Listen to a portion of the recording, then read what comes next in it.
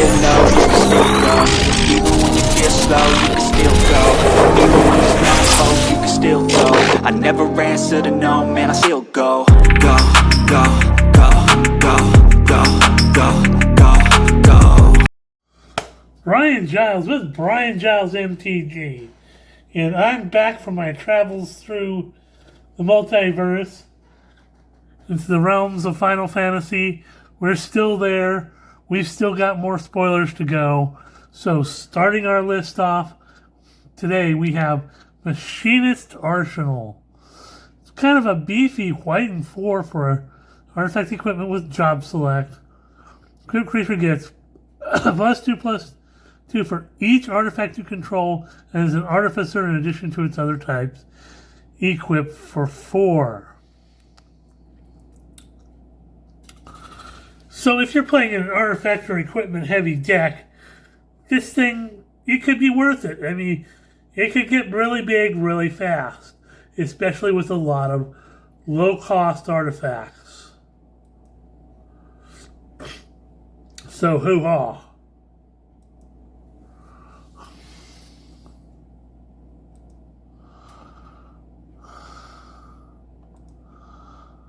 So we have Emmett's Select Asian, which is a Final Fantasy Through the Ages reskin of Krix, son of Yawgmoth. 3 Phyrexian Black and 4 for a 2/2 Phyrexian Horror minion with lifelink. For each black and a cost, you may pay 2 life rather than pay that mana.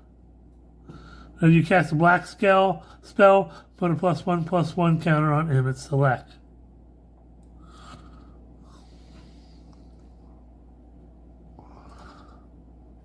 Then we have Tara Branford, also known as Urza Lord High Artificer. I know, you reprint heads are going to scream they're reprinting Urza into the ground. But, you know, in a set like this, Urza makes sense. So 2 blue and 2 for a 1/4 legendary human artificer. Tara Branford enters, create a 0/0 colorless construct artifact creature token. With this token gets +1/+1 for each artifact you control. Oh, I don't know. We just saw something about that. Tap an untapped artifact you control to add a blue mana. Pay 5, shuffle your library, and then exile the top card. Until the end of turn, you may play that card without paying its mana cost. Yeah.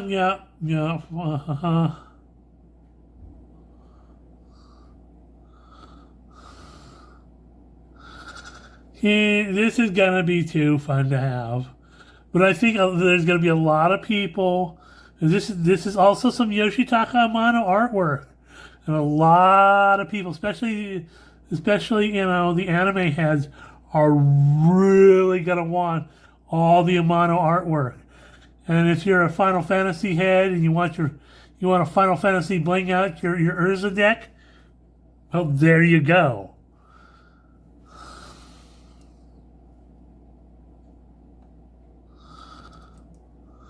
Next up we have the Emperor Hell Tyrant. Also a reskin of Yawgmoth Thran Physician. Oh, dirty. Now Yawgmoth hasn't gotten a reprint in a while, so this is good. So 2 black and 2 for a 2/4 legendary human cleric with protection from humans. Pay a life and sacrifice another creature, put a -1/-1 counter on one target creature, and draw a card. Pay 2 black and discard a card to proliferate. So, you know, it's Yog Daddy. What do you expect? Hoo-ha.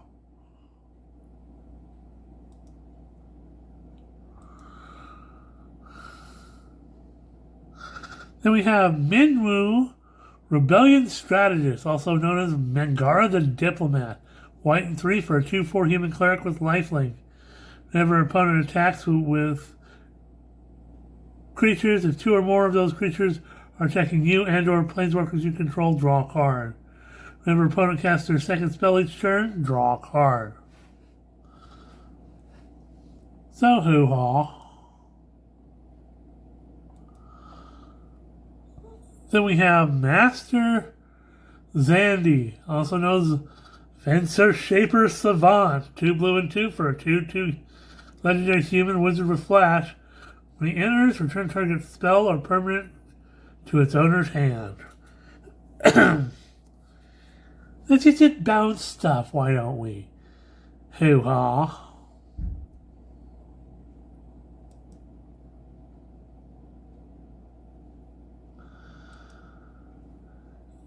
And we have Thrum of the Vestige. A single red mana for an instant that reads. It deals 3 damage to any target. An instant. It's also known as Classic Lightning Bolt. But yeah. It looks cool. Yeah, it looks cool. This not. Again, for people who want to Final Fantasy bling out their decks, these are cool cards to have.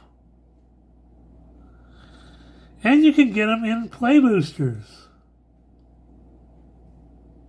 Although they're not going to be the pretty surge foils you can find in the collectors, but hoo-ha.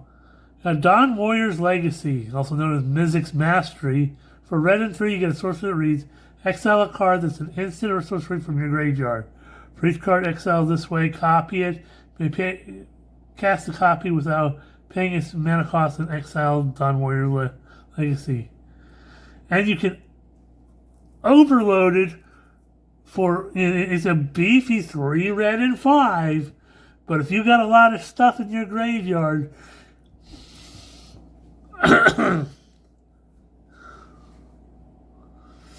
you can cast all of them, all the spells. And trust me, with Vivi, you know, and the proliferation of decks that are, you know, already in coming out, this thing is gonna be some fun stuff. Hoo-ha.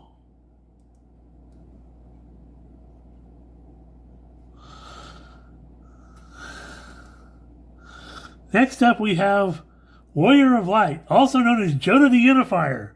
No. So white, blue, black, red, green, also known as Wooburg, for a 5/5 legendary human wizard. Legendary creatures you control get +X/+X, where X is the number of legendary creatures you control. Whenever you cast a legendary spell from your hand, exile cards from the top of your library so you exile a legendary card with lesser mana value. You may cast that card without paying its mana cost, but the rest of the bottom of your library in a random order.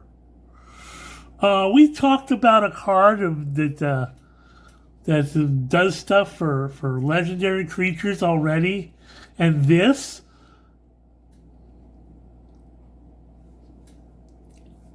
and you're just going to see the proliferation of Final Fantasy blinged out Magic decks. And with this one, it's going to hurt badly. I feel for some people right now.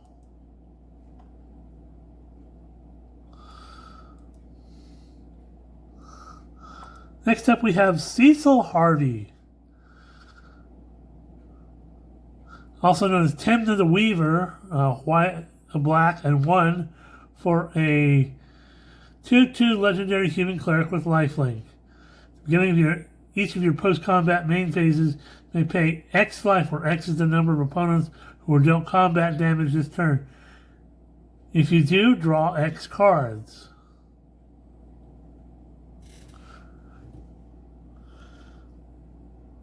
Well, if you're playing with like a Myriad deck, oh, that's going to feel good in the morning. Again, most of these Final Fantasy Through the Ages cards are designed as commander cards. We have Lightning Lone Commando, also known as Ishin Two Heavens is One. Red, white, black for a 3/4 legendary human samurai. If a creature attacking causes a triggered ability of a permanent you control to trigger, that ability triggers an additional time. So more attack triggers. Oh, fun.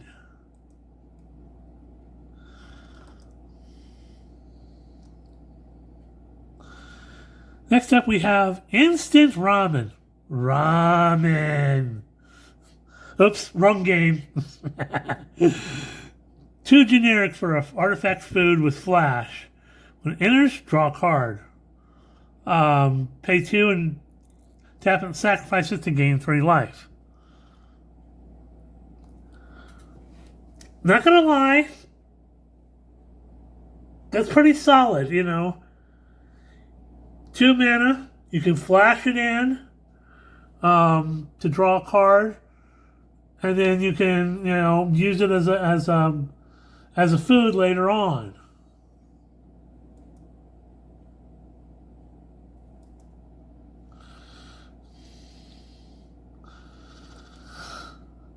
Next up, we have another summon, Primal Garuda. So white and 3 for a 3/3 enchantment creature saga harpy with flying. Chapter 1, Aerial Blast, deals 4 damage, target tapped creature and opponent controls. Okay. Taps chapters 2 and 3, Slipstream, another target creature you control gets +1/+0 and gains flying until end of turn. Okay. Solid.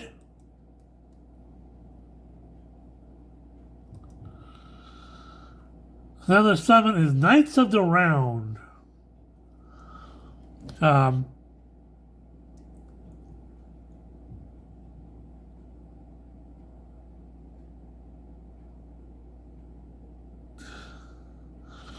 So it's a beefy 2 white and 6 for a 3/3 legendary enchantment creature saga knight with indestructible. Chapters 1, 2, and 3 you create. For 3 turns, you create 3 2/2 white knight creature tokens. Or, 4. Chapters 1 through 4. So 4 turns, you get 3 knight tokens. Ugh. Weenie decks. The ultimate end of Chapter 5 is other creatures you control get +2/+2 till end of turn. Put an indestructible counter on each of them. Yikes!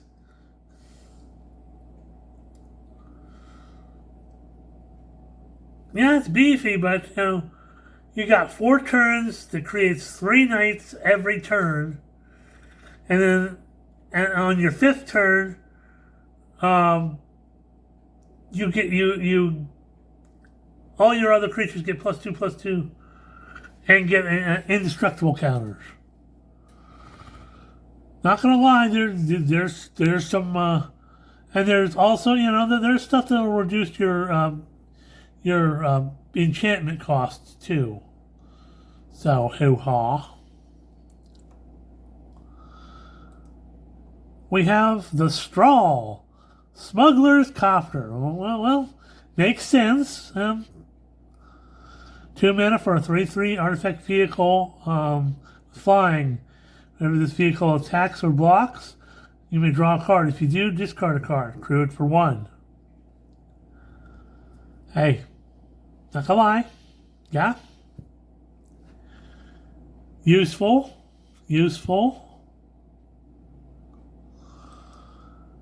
We have Lucas Stadium. Now, I was hoping they would actually print this with some of the other cards that they put in this deck, in this set. So it's Strixhaven Stadium. For 3 mana, you get an artifact. Tap it to add a colorless and put a point counter on this artifact. Whenever a creature deals combat damage to you, remove a point counter from this artifact. When a creature you control deals combat damage to an opponent, put a point counter on this artifact. If it has 10 or more point counters on it, remove them all, that player loses the game.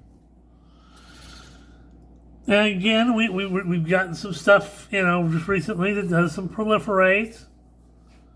So, not gonna lie, it's a good choice. I'd like to see where that's gonna go.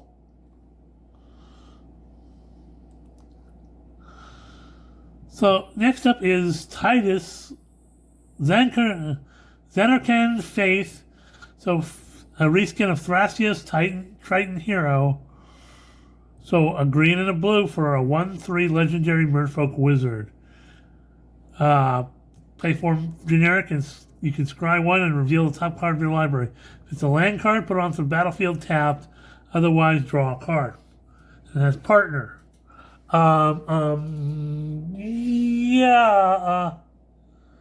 go in the 99 of my landfall bird deck.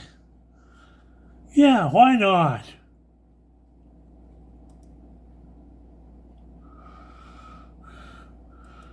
We have Sarah Farron. A green and a white and 1 for a 2/2 legendary human citizen. The first legendary creature spell you cast each turn costs 2 generic less to cast. Ooh. Beginning of combat on your turn, if you control 2 or more other legendary creatures, may transform her. Okay? Then she becomes Crystallized Sarah. Legendary artifact, the first legendary creature spell you cast each turn costs 2 less to cast. Legendary creatures you control get +2/+2. We just talked about Jodah. This is bad. This is really bad.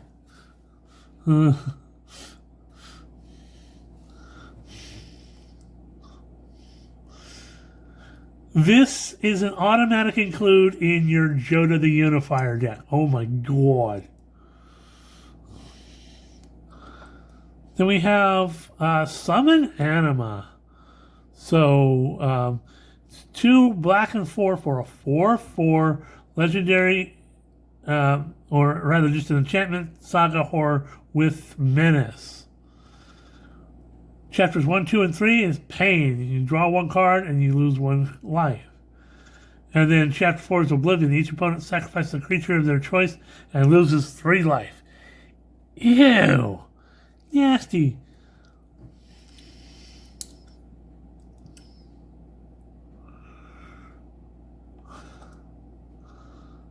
Next up we have Saz Katzroy. And we already saw Saz's little chocobo.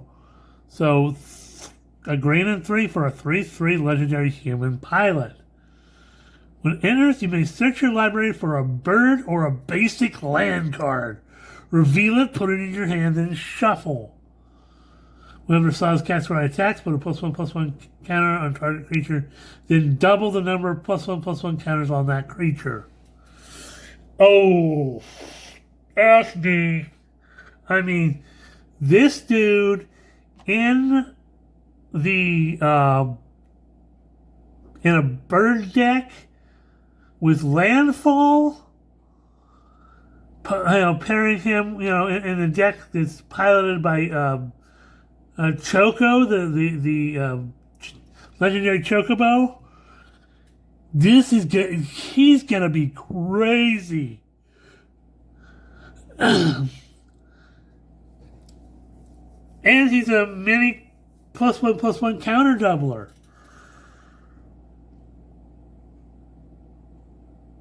He's gonna be insane.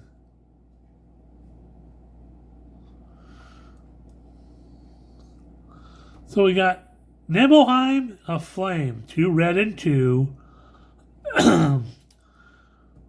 For a sorcerer that reads, choose target creature you control.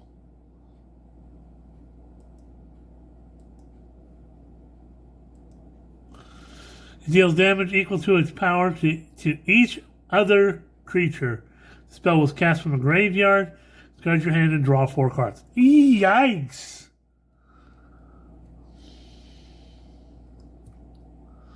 So basically a 4-mana board wipe if you've got a good creature out. And if you cast it for its flashback cost of 2 red and 5, you can discard your hand and draw 4 cards. Not gonna lie, that's ugly. Reds really needed a good board wipe, and yeah.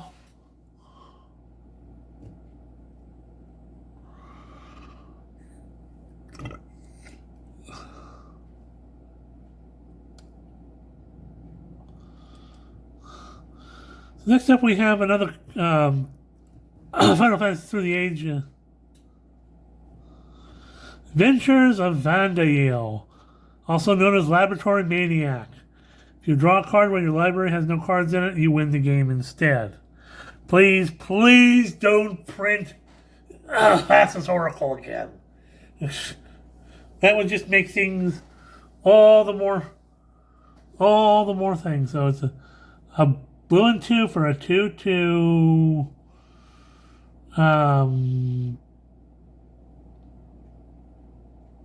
zombie whatever.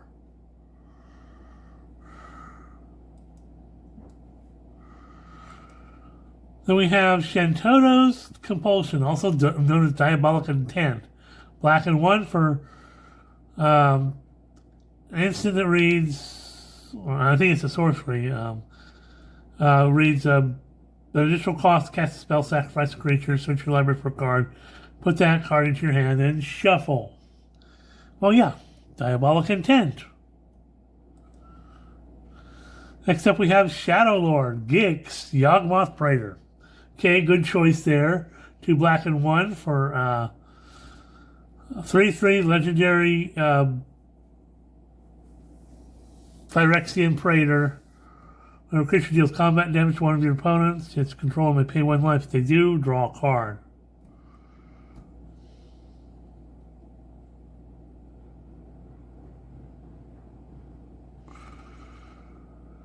For 3 black and 4, and discard X cards, exile top X cards of an opponent's library, play lands and cast spells from among the cards. Exile this way without paying their mana costs.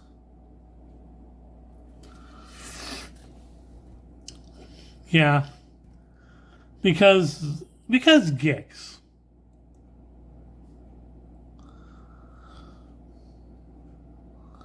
Okay, next up we have Buster Sword.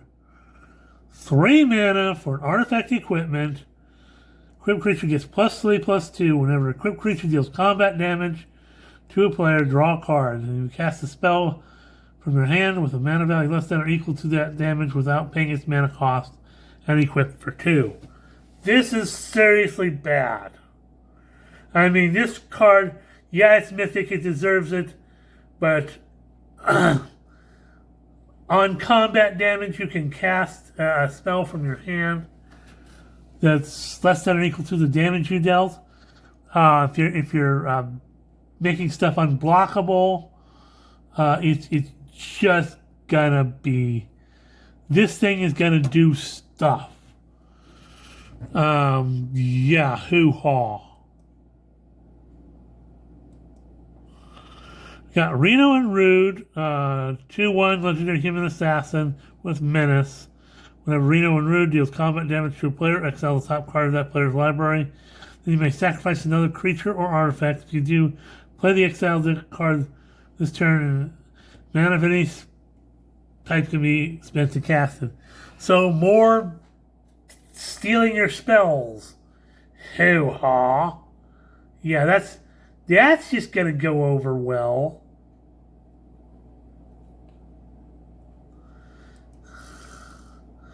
And next up, this card is insane. It was just revealed today, this being Sunday the 18th of May. This is Poo Poo UFO. Comes from Final Fantasy VIII. 2 generic mana for a 0/4 artifact creature construct alien. It has flying. You may put a land card from your tap it to put a land card from your hand onto the battlefield. We got some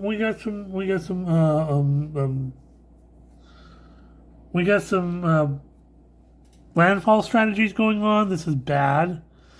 And you can pay 3 generic until end of turn. This creature's base power becomes equal to the number of towns you control. Well, we've seen a number of towns already, and they are absolutely crazy. So yeah, this Well, we're at 24 minutes. We've got to end this video. But hoo-ha, we got some absolutely crazy stuff. Some really interesting stuff from the Final Fantasy Through the Ages bonus sheet. Yeah, this set is going to be absolutely... There's going to be craziness all around this set. Hoo-ha. We'll see you on the next video.